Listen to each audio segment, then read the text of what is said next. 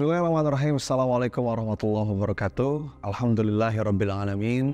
Allahumma salli wa sallim wa barik ala Muhammad wa ala alihi wa ashabihi ajmain.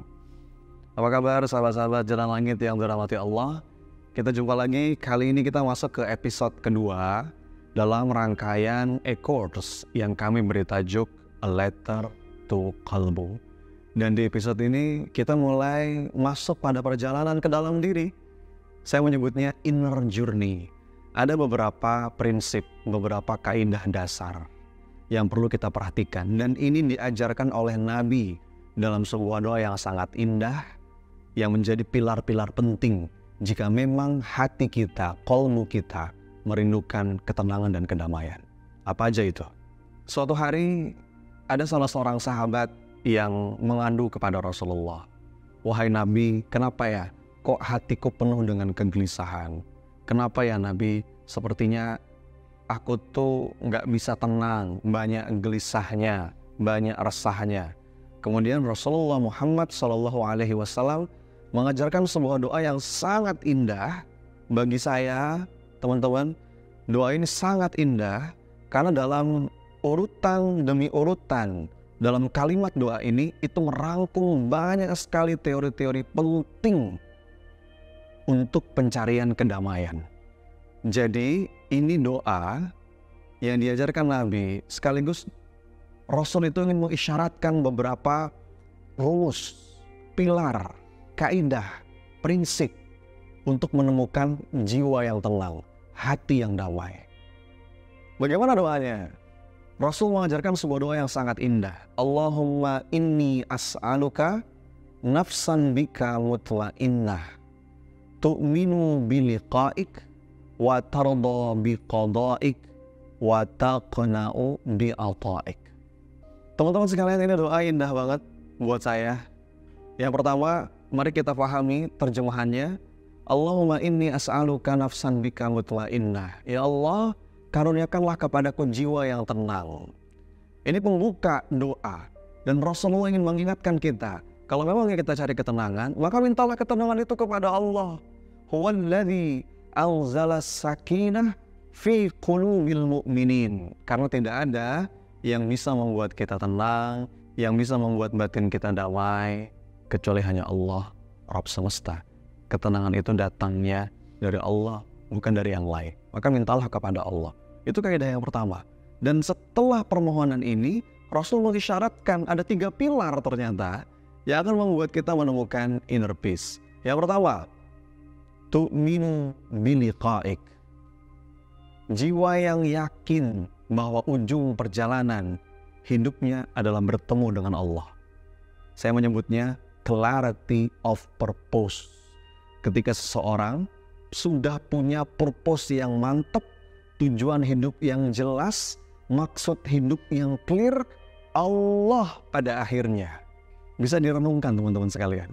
Ketika ini terinstal dalam jiwa kita akan menemukan ketenangan. Yang kedua, wa tarda biqada'ik. Jiwa yang ridha terhadap apapun yang Allah tetapkan. Atau dalam bahasa lain saya menyebutnya acceptance, self-acceptance. Seseorang itu nggak mungkin bisa menemukan ketenangan kecuali dia lewat pintu ini, pintu yang disebut dengan ridha. Dan orang itu akan mudah ridha ketika dia berharap diridhoi sama Allah. Yang ketiga, wa taqna'u bi'ata'ik. Apa itu? Kondisi jiwa yang merasa cukup, merasa puas dengan apa yang Allah bagikan. Kalau istilah saya, sense of satisfaction. Banyak orang yang jauh dari ketenangan karena dia nggak punya rasa puas, rasa cukup atas karunia yang begitu banyak sebetulnya yang telah Allah anugerahkan dalam hidupnya. Maka ini 3 pilar penting, 3 kaidah penting dalam inner journey kita. Menemukan maksud hidup, menemukan rasa ridho di hati, dan menemukan rasa cukup, rasa puas dalam setiap episode kehidupan yang Allah pergilirkan untuk kita. Mari kita bahas satu persatu. Yang pertama adalah apa yang saya sebut dengan clarity of purpose. Tu'minu biliqa'ik. Ini penting teman-teman sekalian. Hidup kita jadi penuh dengan kegelisahan, dada jadi sempit, jauh dari kedamaian. Karena jangan-jangan memang maksud hidup kita bukan Allah. Kita masih punya harapan kepada yang lain selain kepada Allah. Nah, ini yang membuat akhirnya ketelangan itu seakan-akan pergi menjauh. Saat yang dituju itu penilaian orang, yang kita tuju itu pengakuan orang lain, yang kita tuju itu penghargaan orang lain. Padahal apa pentingnya itu semua?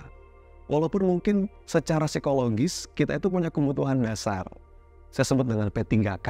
Apa itu P3K? Pengakuan, penghargaan, perhatian, kasih sayang. Ini kebutuhan dasar kita secara psikologis. Kita butuh ini. Kita butuh diakui, diperhatikan, ya, dihargai, disayangi. Tapi akan sangat terasa lelah luar biasa saat semua kebutuhan ini kita sandarkan kepada selain Allah. Maka tu'minu biliqa'i, clarity of purpose, itu menjadi kunci awal, pilar pertama. Kalau kita pengen mantap menemukan ketenangan hakiki, jangan sekali-kali meletakkan harapan kebahagiaan kita di mulut orang. Jangan menyerahkan kendali kebahagiaan kita kepada orang lain. Kita akan merasakan lelah yang luar biasa. Ada dua pertanyaan sebetulnya yang ini bisa memacu kita untuk menemukan hakikat dari prinsip yang pertama ini. Sederhana. Dua pertanyaan ini pertanyaan yang sederhana dan mungkin bisa langsung kita jawab secara teori, tapi jangan buru-buru dijawab. Biarkanlah hati yang menjawab. Apa dua pertanyaan itu? Untuk apa? Untuk siapa? Saya ulang sekali lagi. Untuk apa? Untuk siapa? Teman-teman yang dirahmati Allah, apapun aktivitas yang sekarang sedang kita lakukan, apa yang sekarang sedang kita kejar, apa yang sekarang sedang kita tuju, apa yang sekarang sedang kita perjuangkan, jawab dua pertanyaan tadi. Untuk apa? Untuk siapa? Kita akan menemukan ketenangan yang luar biasa ketika jawabannya itu Allah. Untuk Allah. Untuk ibadah. Coba, saat kita sedang merasa lelah, saat kita sedang merasa kecewa, dikecewakan oleh sesuatu yang terjadi mungkin tidak sesuai dengan harapan, kita merasa kita udah berjuang maksimal, tapi kok hasilnya nggak sesuai dengan harapan. Tanya dua pertanyaan ini dalam diri kita. Memangnya kita melakukan ini untuk apa, untuk siapa? Kalau jawabannya Allah, kita akan menemukan kepuasan. Karena Allah itu bukan hanya memperhatikan, bukan hanya mengakui, Allah itu maha melihat sehalus apapun, dan Allah maha mencatat detail sehalus apapun setiap kebaikan hambanya. Tu'minu biliqa'i, clarity of purpose. Ketika seseorang bulat tujuan hidupnya, maka dia pun akan menemukan kemantapan dalam hatinya. Ada sebuah kalimat yang ini menarik ya, dari salah seorang yang namanya Mark Twain. Bahkan dia bilang, the two most important days in your life are the day you are born and the day you find out your life purpose. Jadi kalau ada dua hari yang paling penting dalam hidup, yang pertama adalah hari ketika kita lahir, dan yang kedua hari ketika kita menemukan maksud hidup. Karena ini akan menentukan setiap gerak langkah kita. Saya punya istilah, just focus on Allah. Ketika kita memfokuskan apapun yang kita lakukan, karir, ya, pengejaran, pencarian sesuatu, kecenderungan kita dedikasikan untuk Allah, kita akan menemukan kemantapan hati, kedamaian yang luar biasa. Maka teman-teman sekalian, kembali lagi, untuk apa, untuk siapa? Ini dua pertanyaan yang akan mengantarkan kita menghujamkan prinsip pertama ini. Ilahi anta maksudi wa ridhaka matlubi. Ya Allah, Engkaulah maksud, tujuan hidupku, dan ridho-Mu yang aku harap. Ketika motif dari setiap apa yang kita lakukan adalah ini, maka kita akan mantap dan tenang, damai yang kita rasa.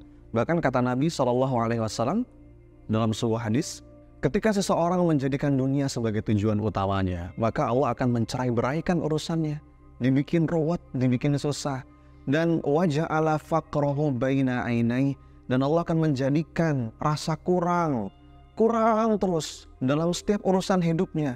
Sudah punya satu kurang, punya ini kurang, punya itu kurang. Itulah efek samping yang akan dirasakan seseorang saat dia memang menjadikan tujuan hidupnya adalah dunia. Tapi siapapun yang menjadikan tujuan hidupnya adalah Allah, niat utamanya adalah akhirat, maka Allah akan menghimpunkan urusannya. Dibikin mudah, dibikin simple, Allah akan memberikan petunjuk, Allah akan buka jalan keluar bahkan dari arah yang tidak diduga, dan Allah akan menjadikan kekayaan di dalam hatinya. Wa ja'ala ghainahu fi qalbi. Allah akan bikin dia cukup. Allah akan cukupi segala kebutuhannya. Bukan banyak, tapi cukup. Dan yang paling kita butuhkan itu bukan banyak memang, tapi cukup. Karena banyak belum tentu cukup. Banyak itu nggak terukur. Tapi cukup itu adalah sesuatu yang memang Allah sentuh dengan keberkahan. Dan itu akan kita rasa saat kita bisa menjawab pertanyaan, untuk apa, untuk siapa. Jadikanlah Allah sebagai maksud hidup kita. Clarity of purpose. Mari kita cek niat hati kita. Mari kita evaluasi motif dari apa yang kita lakukan. Benarkah untuk Allah? Untuk apa? Untuk siapa? Jangan sampai motif kita adalah, kembali lagi, ingin mencari pandangan orang, perhatian orang. Karena ada sebuah kalimat yang ini membuat saya cukup menghujam jiwa ya, dari salah seorang ulama. Kata beliau begini, seandainya engkau tahu betapa cepatnya orang melupakanmu setelah engkau wafat, maka engkau tidak akan sudi mencari ridho siapapun. Teman-teman yang dirahmati Allah, hari ini kita meninggal, besok lusa orang terlupa sama kita. Betul ya? Terus untuk apa? Kita sibuk mencari ridhonya manusia. Pastikan fokus utama kita saat kita melakukan apapun, semoga ya Rabb engkau lihat, semoga ya Allah engkau catat, semoga ya Allah engkau nilai dan engkau terima apa yang hamba lakukan. Untuk apa? Untuk siapa? Jawab dua pertanyaan itu agar jelas, clarity of purpose. Kita punya prinsip pertama ini dalam hidup. Tu'minu biliqa'ik. Prinsip kedua, dalam perjalanan kita inner journey ya, ke dalam diri menemukan ketenangan, kedamaian adalah wa tarda biqada'ik. Kata Nabi, jiwa yang ridho terhadap apapun yang Allah tetapkan dalam hidupnya. Sebagaimana yang tadi sudah saya sebutkan, seseorang itu akan mudah ridho saat dia yakin zat yang menetapkan takdir hidupnya adalah zat yang maha baik. Allah itu maha adil, gak mungkin zalim. Allah itu maha benar, gak mungkin keliru. Allah itu maha bijaksana, gak mungkin sembarangan. Dan di atas itu semua, Allah adalah Ar-Rahman Ar-Rahim. Dialah zat yang maha pengasih dan maha penyayang. Jadi ketika seseorang punya keyakinan ini, sahabat yang dirahmati Allah, dia bisa menyikapi setiap keadaan dengan hati yang damai. Bahkan dia bisa menemukan keindahan dalam setiap takdir kehidupan. Begitu kata Imam Ibnul Qayyim Al-Jauzi. Ada sebuah kalimat yang sangat indah dari Sayyidina Umar Ibn Khattab. Beliau bilang begini, aku gak peduli atas keadaan susah atau senangku. Kenapa? Karena aku gak tahu mana yang lebih baik bagiku. Kadang-kadang kita dengan mudah menilai dan menghakimi satu episode kehidupan. Sesuatu yang kita nggak suka, kita anggap ini nggak baik. Sesuatu yang kita suka, seringkali kita anggap ini baik. Padahal belum tentu. Kata Allah dalam Quran, boleh jadi engkau condong pada sesuatu, engkau cenderung pada sesuatu, engkau suka terhadap sesuatu, padahal itu buruk bagimu, atau sebaliknya. Engkau gak suka terhadap sesuatu, padahal itu lebih baik bagimu. Maka orang-orang beriman itu selalu bisa berbaik sangka. Dia selalu bisa menemukan makna dalam apapun yang terjadi di hidupnya. Kita mungkin gak bisa mengubah kenyataan, tapi kita selalu bisa mengubah cara kita memandang kenyataan. Saat ada sebuah keadaan, sebuah kejadian yang kita anggap tidak menyenangkan menimpa hidup kita, maka yakini semua keadaan dan kejadian terjadi atas izin Allah. Semua ada hikmahnya dan semua pasti baik pada akhirnya. Camkan itu baik-baik, teman-teman yang dirahmati Allah. Ketika seseorang bisa menyikapi setiap keadaan dengan mindset seperti tadi, maka dia pun akan merespon dengan cara yang tepat, dengan hati yang tenang, hati yang bahagia, jiwa yang damai, melakukan sesuatu dengan ketenangan, pada akhirnya hasil yang baik untuknya. Maka gak heran kalau Rasulullah mengatakan, ajaban li amril mu'min, inna amrohu kullahu khair. Bagi orang yang beriman itu semua urusan baik, gak ada yang buruk. In asobathu syarra'u syakara, fakanat khairul lahu, Wa in asabathu dharra'u sabara fakanat khairul lahu. Kalau dia dapat yang enak, dia bersyukur, dia berterima kasih kepada Allah atas itu, maka itu jadi kebaikan. Tapi ketika dia dapat yang mungkin gak enak, dia ridho, dia bersabar, dia berusaha menemukan hikmahnya, dan pada akhirnya baik untuknya. Berikutnya, seringkali yang membuat seseorang itu gak ridho saat dia kehilangan sesuatu yang dia rasa itu miliknya. Padahal coba tanya lagi dalam diri kita, sahabat sekalian. Sebetulnya apa yang kita punya ini milik siapa? Pada hakikatnya kita gak pernah memiliki apapun. Karena Allah gak pernah ngasih kita hak milik. Allah hanya memberikan kita hak guna pakai. Seseorang yang sadar bahwa semuanya adalah titipan, dia akan lebih ringan jika memang ada sesuatu yang perlu terlepas dari hidupnya. Dia akan mudah letting go. Dengan keimanan, dengan tawakal yang utuh, dia mudah melepas apa-apa sesuatu yang sudah semestinya dilepas. Dia tidak menderita karena melekat terhadap sesuatu. Pertanyaan milik siapa, dari siapa, terjadi atas izin siapa, itu akan membuat kita mudah ridho. Bahkan kata para ulama, sahabat sekalian, terkadang ibadah hati yang ridho ini Allah bobot lebih berat dibandingkan ibadah zahir. Ada orang yang mungkin ibadah zahirnya biasa-biasa saja, yang wajib dia kerjakan, yang sunnah standar. Tapi ternyata seorang hamba ini punya kedudukan mulia di sisi Allah lantaran apa? Hatinya tuh ridho. Terkadang hati yang ridho itu bisa lebih berat dibandingkan sholat malam, bisa lebih berat dibandingkan puasa sunnah, bisa lebih berat dibandingkan umroh.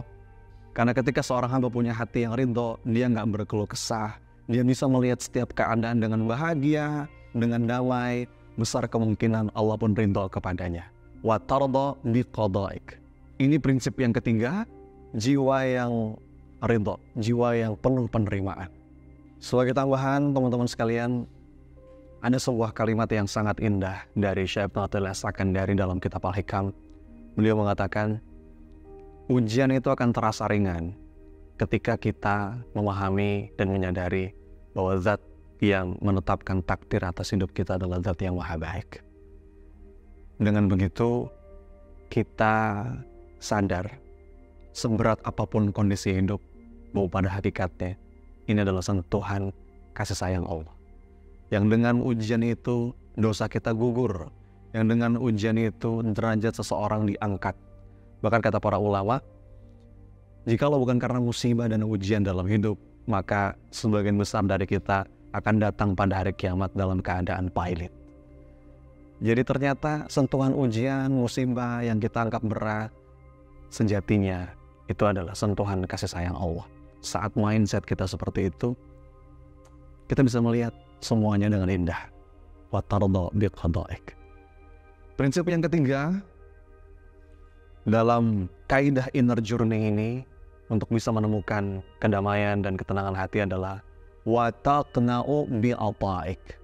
Jiwa yang merasa cukup dengan apapun yang Allah bagikan. Ini penting, teman-teman sekalian. Karena memang pada dasarnya kita tuh gak pernah ngerasa cukup. Kalau kata Nabi, anak Adam itu seandainya pun dia punya satu lembah emas, maka apa yang terjadi? Dia akan menginginkan dua lembah yang lain. Dan dia tidak akan pernah puas. Sampai kapan? Sampai tanah kubur masuk ke dalam mulutnya. Ini sifat dasarnya kita sebagai manusia. Maka perlu kita sadari dan perlu kita waspadai. Padahal umur kita nggak berapa lama. Kata Rasulullah, umur kita hanya sekisaran 60 tahun. Maka apa yang mau kita cari? Kalaupun kita mau ngejar sesuatu, jadikan semua itu kendaraan untuk menemukan kebahagiaan akhirat. Jadi sense of satisfaction itu penting. Kita harus terus bertumbuh. Kita harus terus bergerak, tapi juga dengan rasa puas. Kita syukuri progresnya. Small wins, kemenangan-kemenangan kecil itu kita syukuri. Begitu kita mensyukuri kemenangan kecil, maka kita akan merasakan sense of progress, dan justru dengan itu menambah motivasi kita. Jadi perjalanan sukses itu bukan tentang akhirnya, tapi dalam setiap fase kita bisa mensyukuri dan merasa puas atas karunia, anugerah, dan rahmat dari Allah. Merasa puas di sini, teman-teman sekalian, yang saya maksud adalah terhadap apa yang Allah bagikan. Kalau dalam amal soleh, dalam perbaikan diri, tentu kita nggak boleh merasa puas.